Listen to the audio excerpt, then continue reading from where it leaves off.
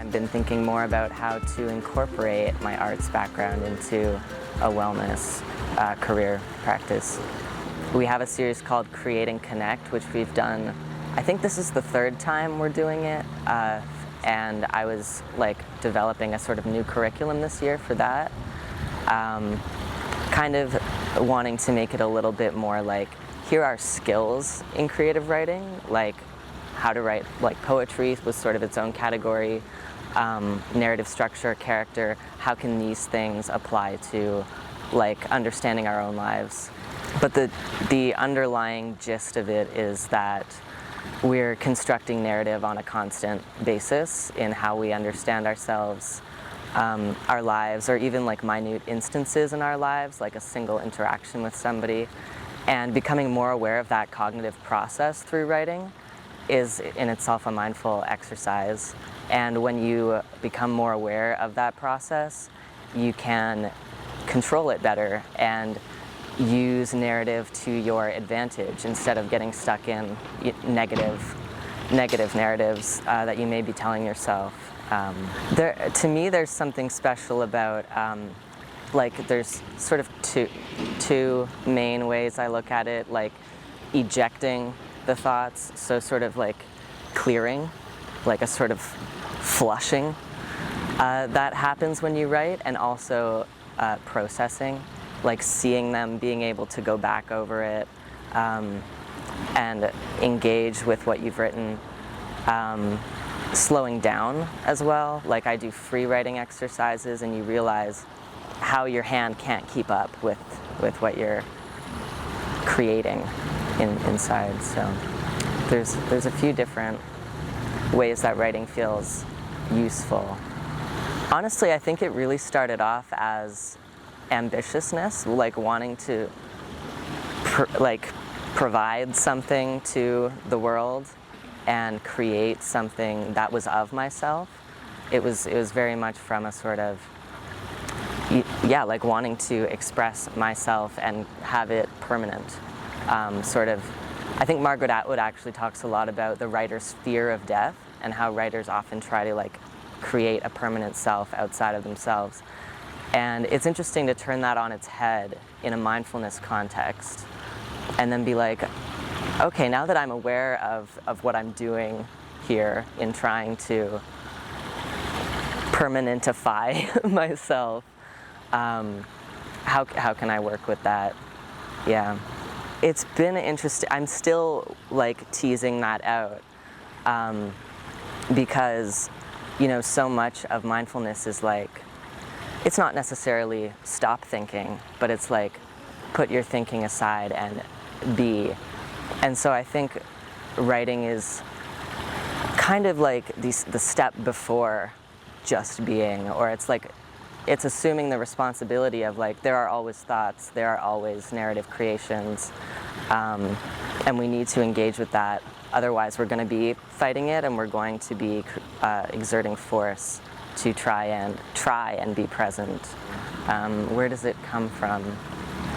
It seems to come out of nothing, thoughts. It seems to be just a part of the primal creative force that is in all creative acts. I don't know that it's any different from any other creation, because when I'm drawing, it feels more like a reveal. There's something already in the page and I'm revealing what's there, sort of chipping away.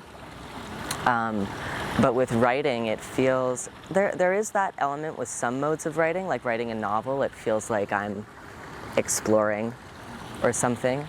But perhaps more often it feels like an emotive release. When I write a poem or something, it's there's this mass that is already being produced in my body, and now I'm putting it into a different medium with words.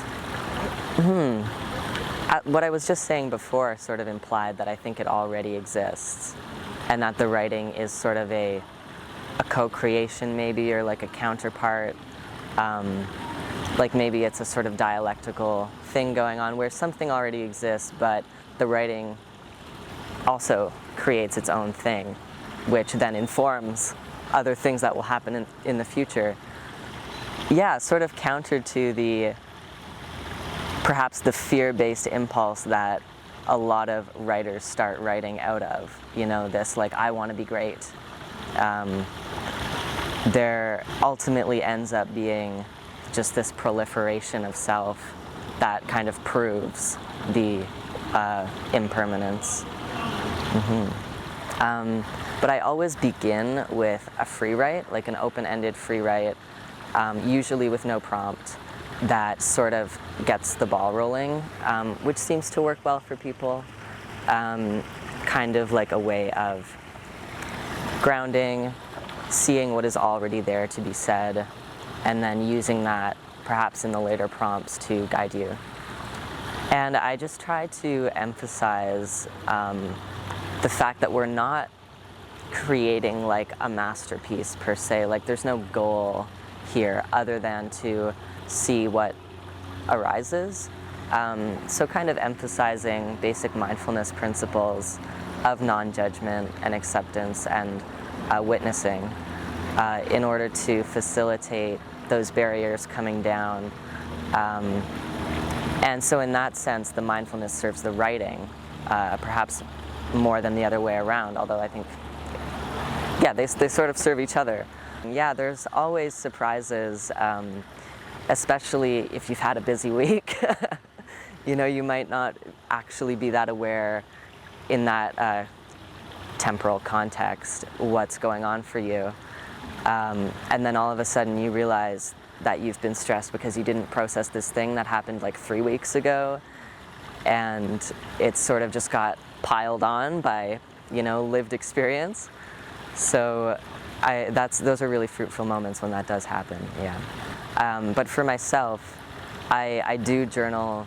I don't like make a regimen out of it. It's something that I don't need to make a regimen, like it's gonna happen because it's like an urge. And so that's an almost daily practice where things, yeah, I very much get processed. And when there's a particular psychological problem or material problem, I can write for pages. And then by the end, for me, there's usually some level of resolve that I'm left with. Even if maybe decisions haven't been made. Like, a lot of people sit down and it's like, I don't know what to say. So for those people, I would emphasize free writing, like setting a very short timer so that it feels like not a big deal, like even a single minute if that's what it takes, and getting out those first thoughts, perhaps before doing anything else, because it kind of takes the pressure off to feel like you have to say something that is relevant at all. Yeah, that's how I would suggest to someone like coming to me in a therapeutic context, but I might also give them, like a client, let's say, I might give them certain questions that pertain to them and then ask them to free write on those questions. So not worrying about answering them well, not worrying about like probing necessarily, but just letting yourself go and then coming back to that question. I think with any mindfulness practice or spiritual practice, self-care practice, there's an element of like a balance between external imposition and sticking to a routine that you have to hold yourself to, and also the fact that you chose this and this is coming naturally out of you. So I would urge people to be mindful of not forcing like there shouldn't be too much force, or I should do this is good for me. And there should be an element of natural being drawn to that specific practice. I think there is inherent benefit to artistic expression no matter who you are, but at the same time, I think that there are people who are never going to be, like, they're going to be more drawn to other things, and that's also fine. It's just unfortunate, first of all, how productivity-oriented our culture is, such that there aren't time for things that provide well-being. And And also just speaking to the reason why I think creativity is beneficial, why it's inherently realigning or centering, is just because it puts you in contact with creative force generally, like the constant changing flux of existence, and therefore sort of puts you in touch with your greater being, to get a little spiritual, and gets you outside of the individual container that feels like, you know, this is my life, I have this set amount of time, these are all my responsibilities. And when you're in a creative flow, all of that is sort of put into context. Infinite, it's sincerely infinite, and there's choice. And like, you know that book, The Four Agreements?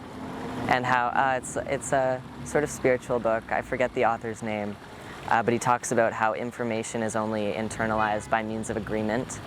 So when you're given an option by society or your family or whatever, you make an internal agreement to that when you take it on as part of your identity. And yeah, I think writing and all creative expressions are ways of getting into contact with that essential identity building factor. You know, writing, mindful writing, mindfulness, as, you know, sort of social resistance and contributing to social justice. With just sort of like it's not all on you, you know, just, you don't have to worry about things as much as you're already worrying more than you have to. That's kind of my final word.